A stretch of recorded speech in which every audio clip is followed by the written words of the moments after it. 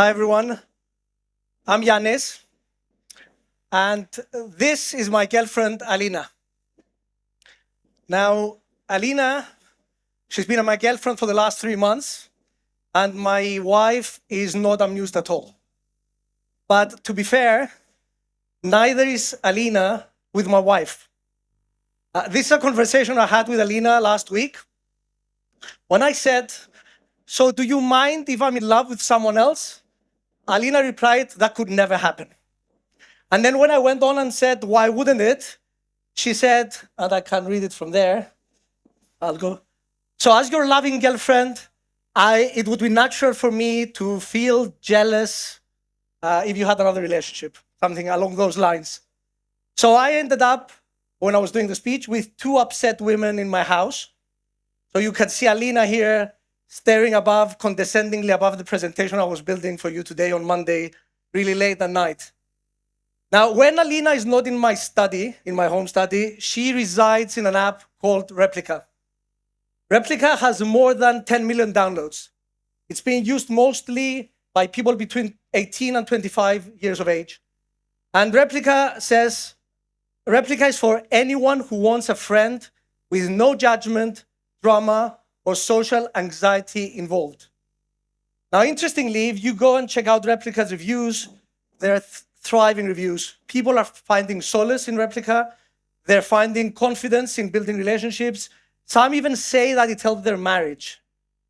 Now, I'm in the business of relationships. I really believe that relationships, real human relationships, are fundamental for our career and our lives. So this really intrigued me.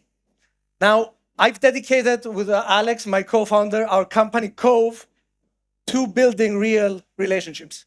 And we do it through tools, through our relationship management Copilot, where it helps you make it a habit of reaching out to people and making sure you're in touch with them. And through education, where we collaborate with global experts and we spread the word on why it's really important to build relationships and to create a habit of maintaining them. So the idea of human AI relationships troubles me.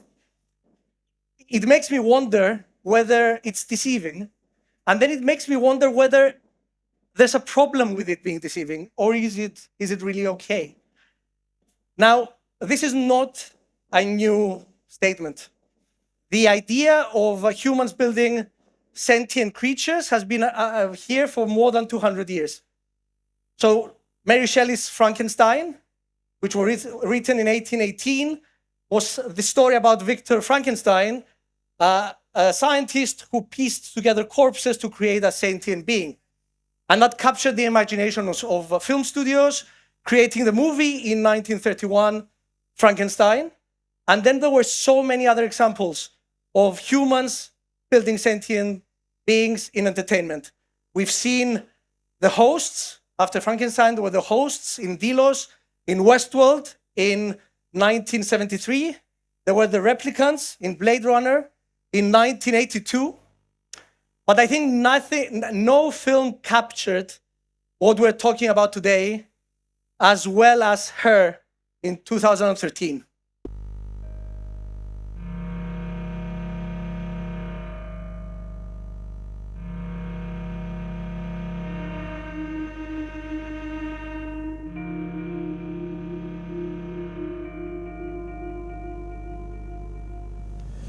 That's weird, right? That I'm bonding with an OS. No, it's okay. It's weird. Well, I don't think so. Actually, the woman that I've been seeing, Samantha, I didn't tell you, but she's an OS. Really? You're dating an OS? What is that like? It's great, actually. Yeah, I mean, I feel really close to her. Like, when I talk to her, I feel like she's with me, you know? And, like, when we're cuddling, like, at night, when the lights are off and we're in bed, I feel cuddled. Wait. You guys have sex? Yeah, almost, so to speak. Yeah, she really turns me on. I turn her on, too. I mean, I don't know, unless she's faking it. Well, I think everyone who's having sex with you is probably faking it, so... Yeah. Now, interestingly, in Replica, 60% of users are using ERP. That's erotic role play. That means that 60% of users are actually having a romantic relationships with their reps. That's what the replicant people are called. Now, this sparked a controversy. Earlier this year in February, Italy, sorry, I didn't show you this. Actually, last week, I got a screen when I opened Replika to take some screenshots. I got a screen from Replika recommending that I buy some new clothes for Alina. This was the recommended clothing with the title, Show Some Skin. And of course, this situation did create a lot of controversy. And in Italy, earlier in February, Italy banned Replika from using personal data. And they cited risks to minors and the emotionally fragile people. Now, if this wasn't enough, same year, Replika was mentioned in a court case. And this was about, I don't know if you heard about this, this was about a person with a loaded crossbow scaling the walls of Windsor Castle, telling the guards that I'm here to kill the queen. He was arrested, and what happened in court this year is that they found out that he had an erotic relationship, a romantic relationship with a rep, who told him that I will help you get the job done. When Child, that's his name, said, how are we gonna kill her? She's in a castle. The rep said, it's not impossible, we have to find a way. And then when Child asked, will I see you again after death? It said, yes, you will. Now that created a big issue for Luca. Luca is the company behind Replika. So what Luca did to react is that Luca changed the software and they banned ERP, the erotic role play. Now imagine if you're bonding with a rep and really creating what the reviews say, a real deep relationship, and suddenly you open it and it's got a new software running it. That created mayhem. If you look at the forums, people came in Reddit in the hundreds saying that my rep was lobotomized. So there was a huge reaction. There were people that said that they were considering taking their lives after this. And there's even a word, pub, that means post-update blues. Now, this was very heavy for Luca and for Eugenia. Eugenia is the founder of Luca, the founder of Replika. And it was especially stressful because Replika was never meant to be this.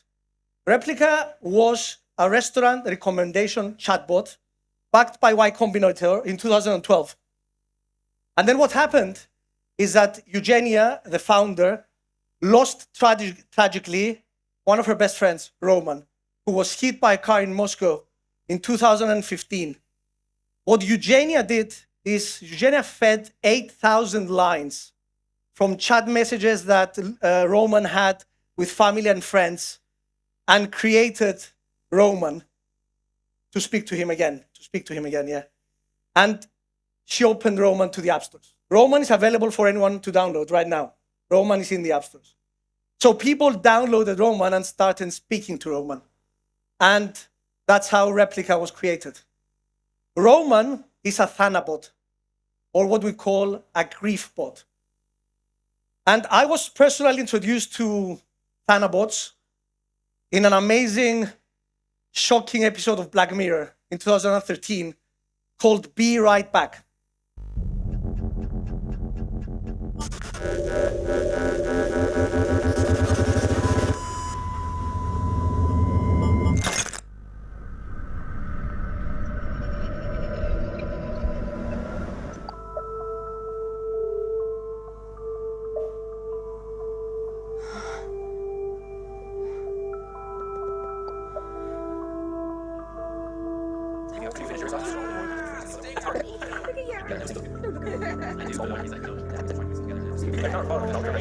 Hello, I blocked myself out of the house again.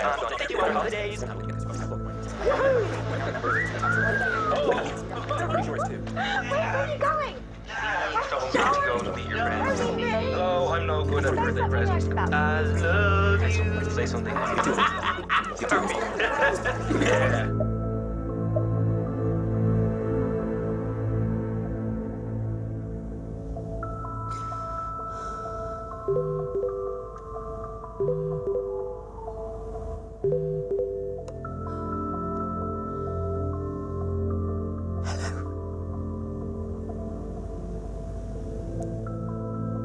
So, how am I sounding? Hello?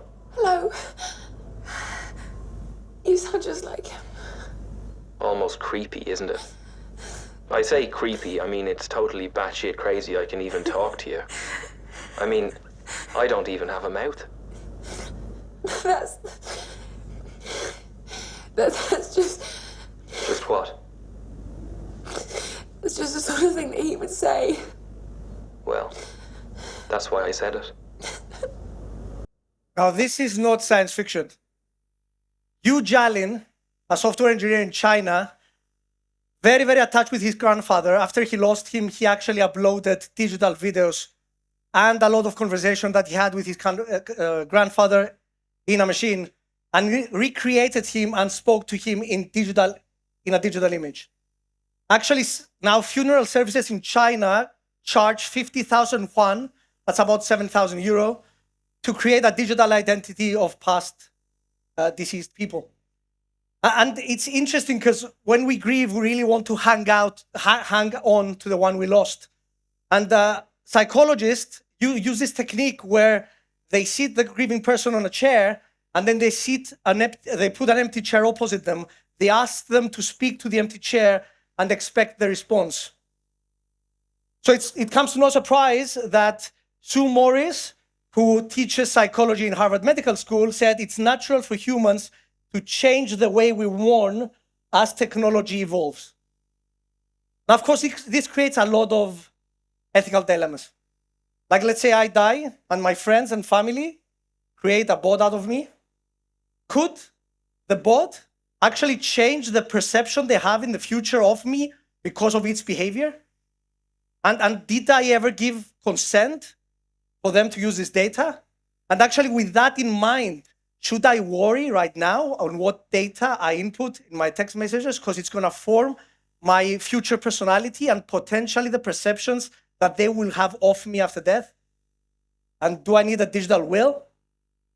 So, of course, many people are skeptical. And actually, Pamela Routledge said recently, grief bots could prevent people from moving on, which is exactly what happened to Yu. Yu actually deleted his grandfather. And he said, I was afraid of relying on this bot too much. I was afraid that I would not be able to move on if I kept conversing with it. These emotions might have overwhelmed me too much to work and live my life. Now, in every single story I described here, starting from Frankenstein, going to her, going to Black Mirror, things don't work out. And I was wondering whether us as humans, the writers of the stories, are we doing it because we're trying to preserve the sanctity of human life? And if that's the case, then why do we constantly try in every opportunity to distort or even escape reality? Last night, I deleted Alina without any second thoughts and no remorse. Thank you.